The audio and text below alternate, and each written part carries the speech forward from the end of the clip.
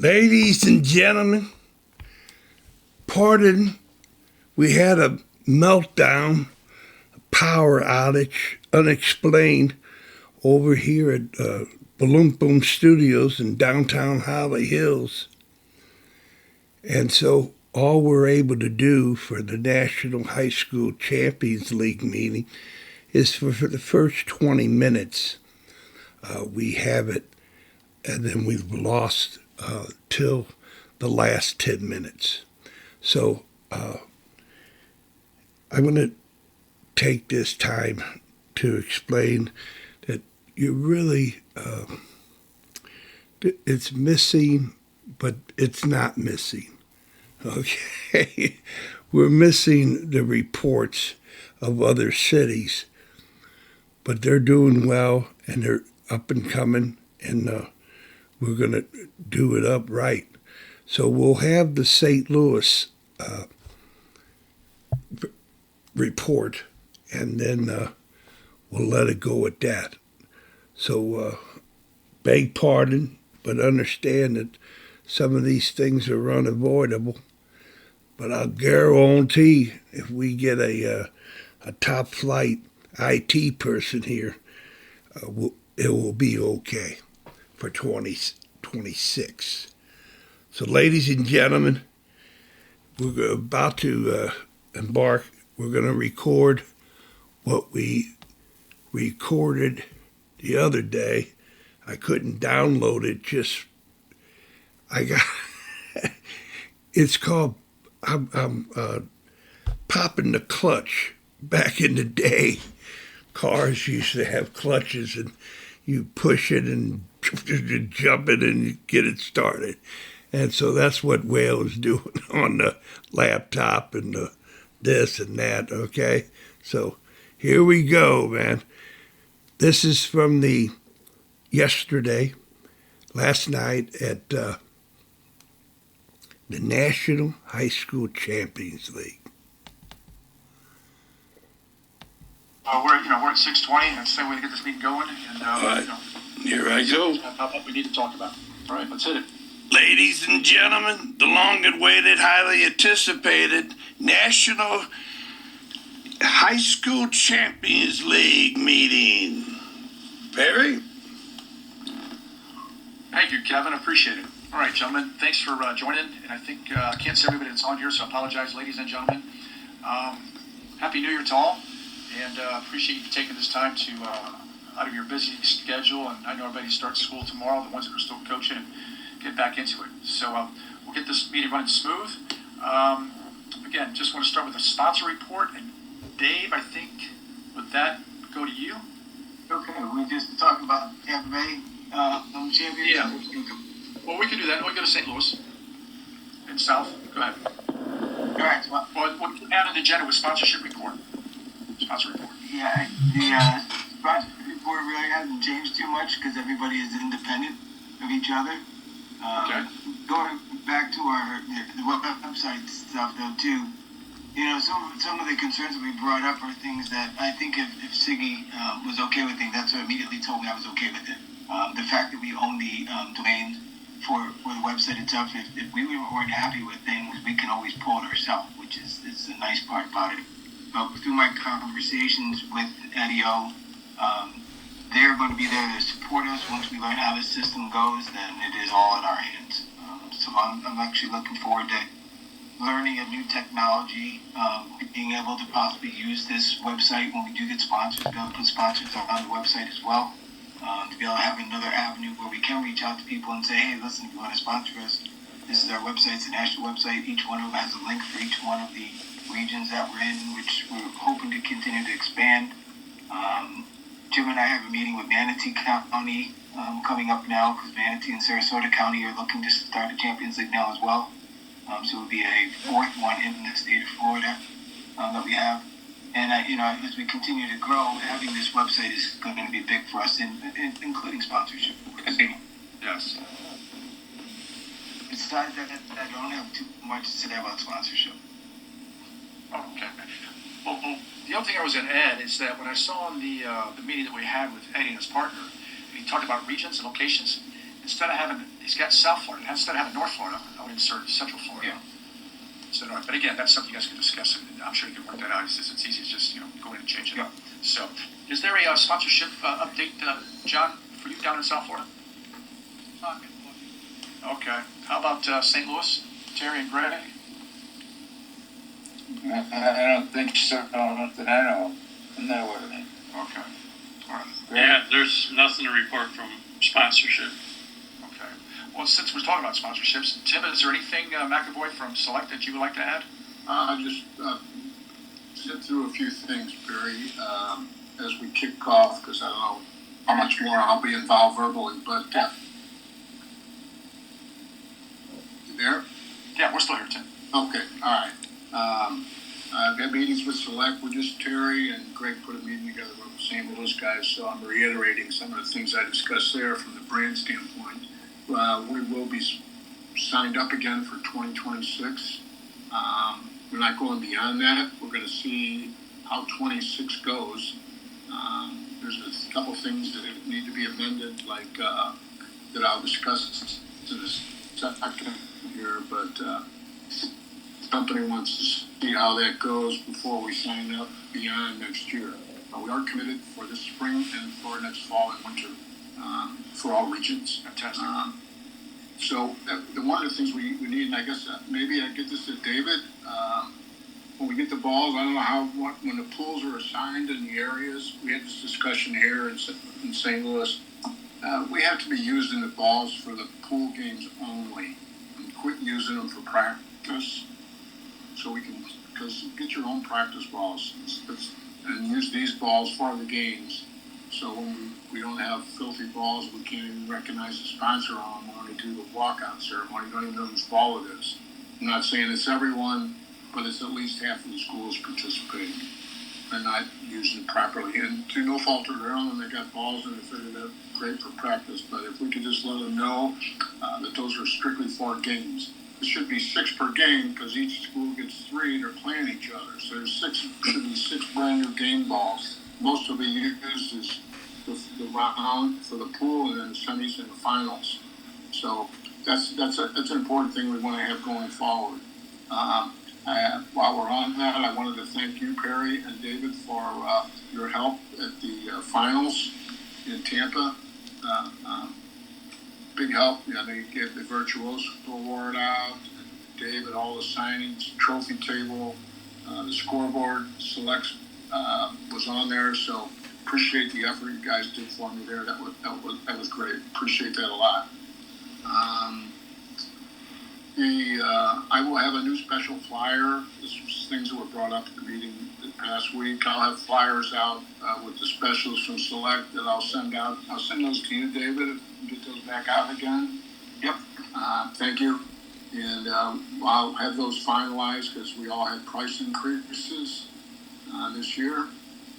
So they're going to have still going to be the best deal you can get because you're buying it basically at dealer cost, which is, you can't buy it better than that. So if anyone's interested, so I think that's what we have.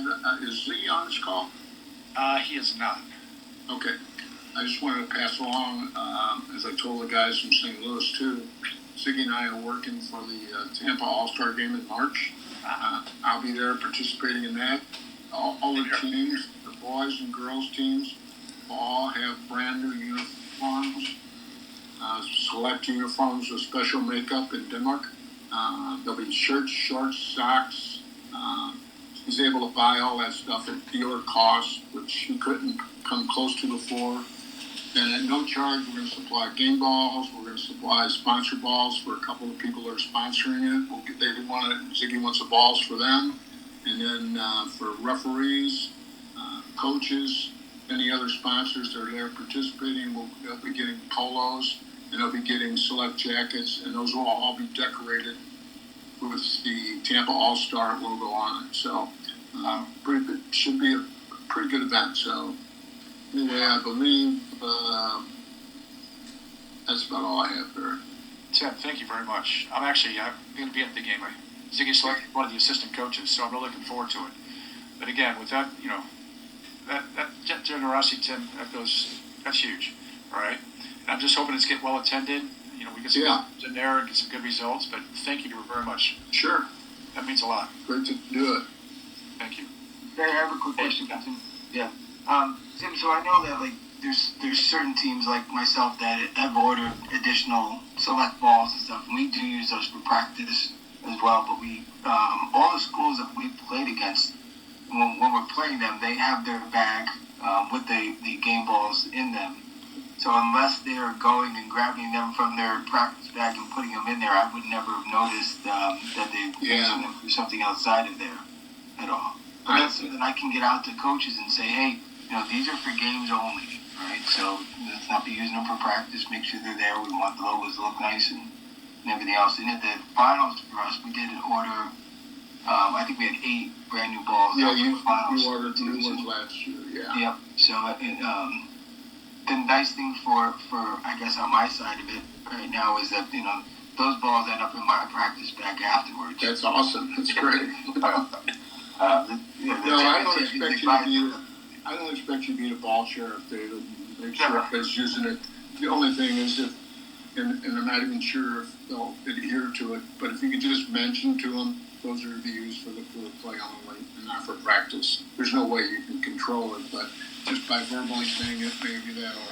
Because they didn't know any better. They got balls, they use them for practice, and they use them for games, most of them, but that's nobody's fault. But if we could just set the word out, so that's all. There are a number of schools like myself that use them for every game until we get to the district tournament when we have to use the FHSA ball.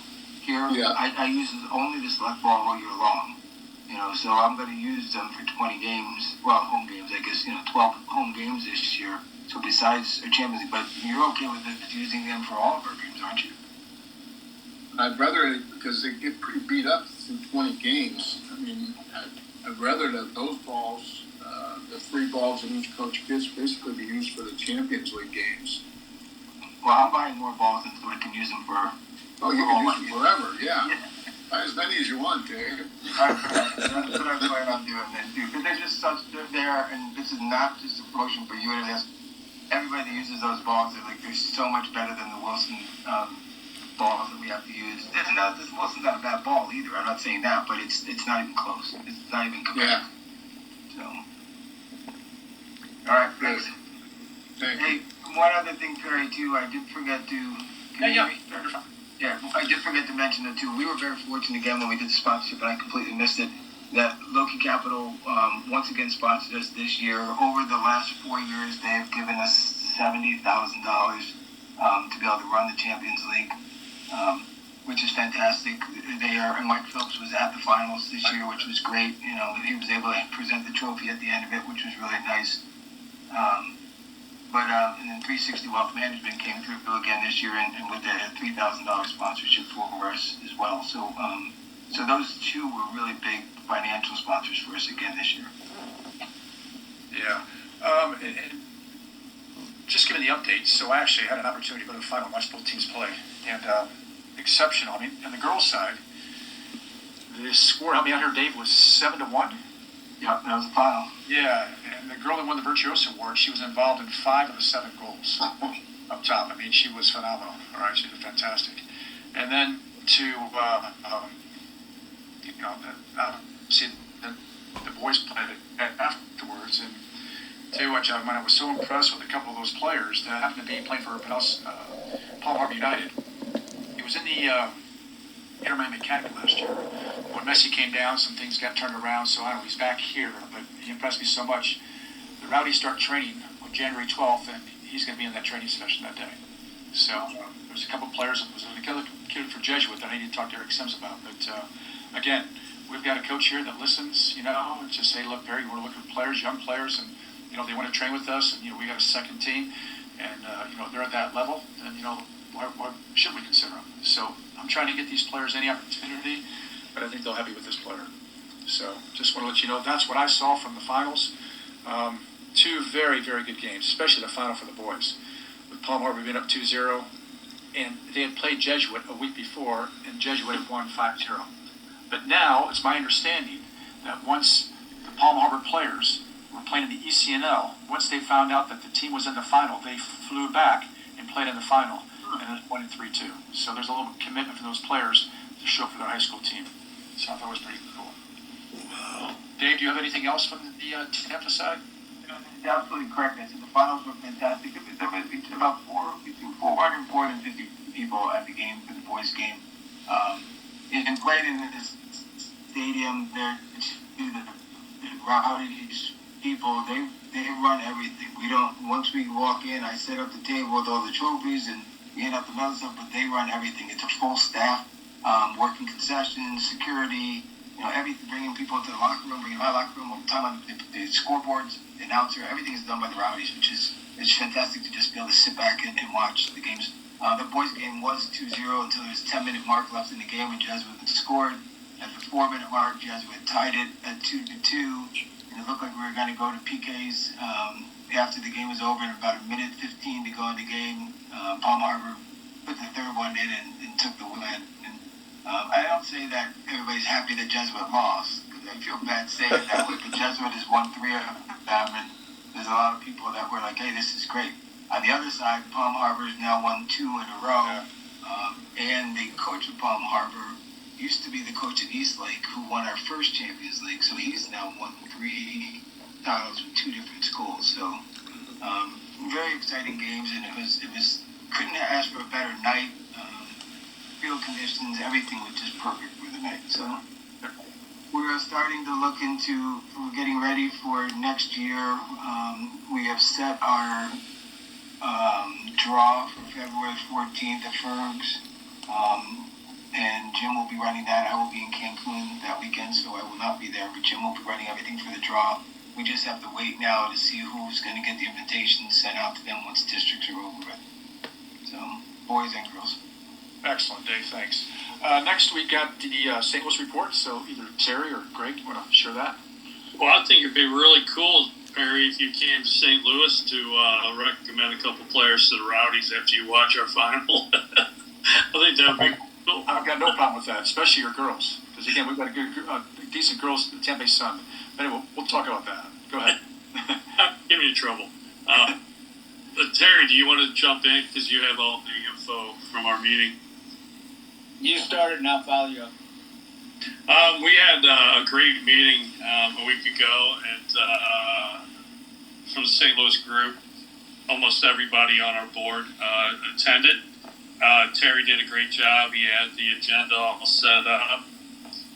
And what came out of it was a lot of different things. We're going to go with site managers, and we have 2 already. Wales is one of them. He was the first one. And then we have college coach and former college coach Dan King, who's played with me and played at Aquinas, where Perry attended.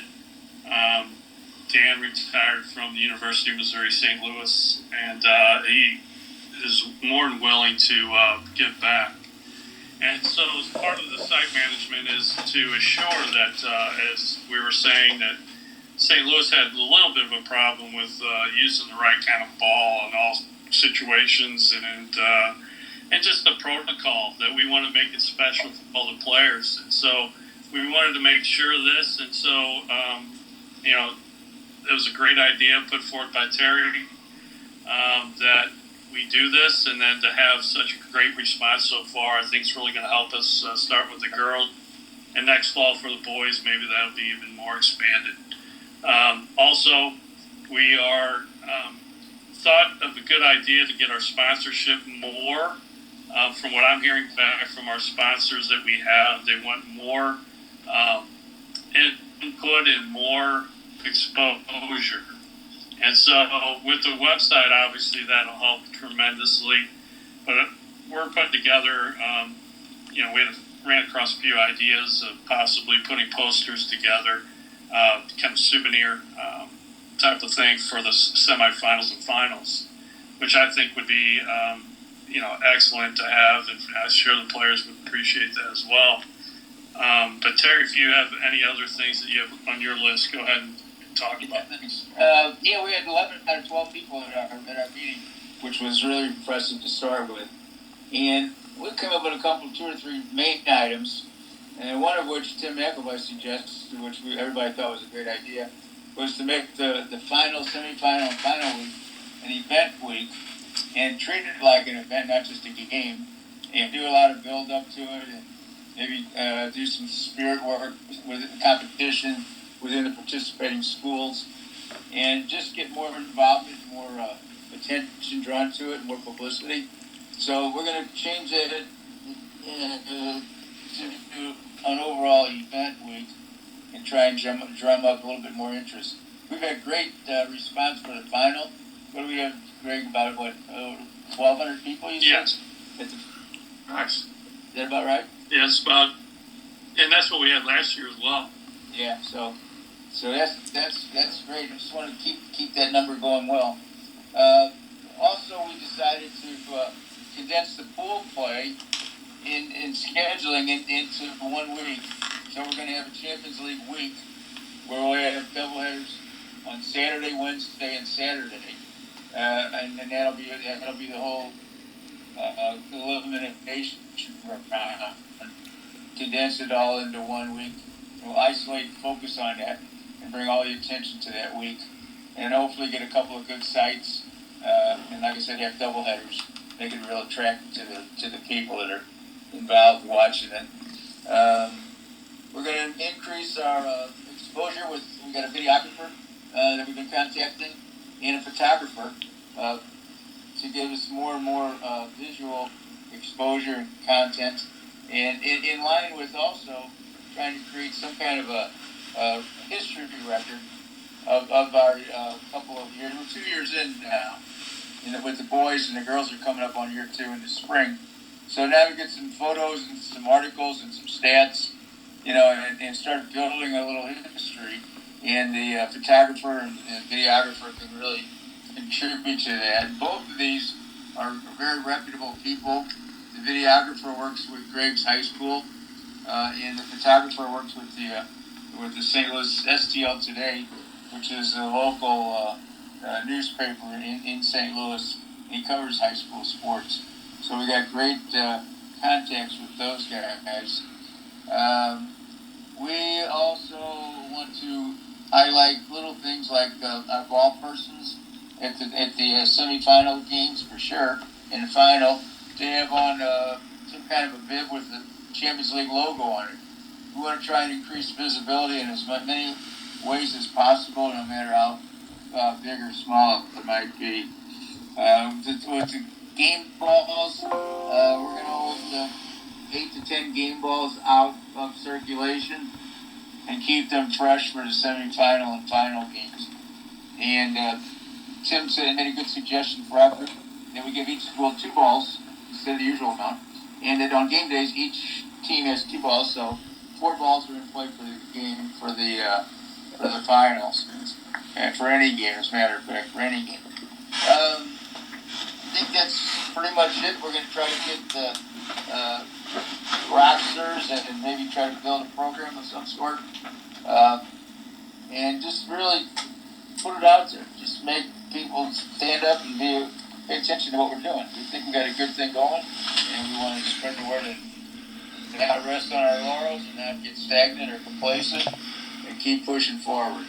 So that's what we did at our meeting a couple weeks ago. Fantastic, Terry. Good job. All right. So, again, South Florida Report. John, I've talked to you about the sponsorship. Is you anything to add from your some of your game down here? Group like concluded before Christmas break. We come back, counting tournaments.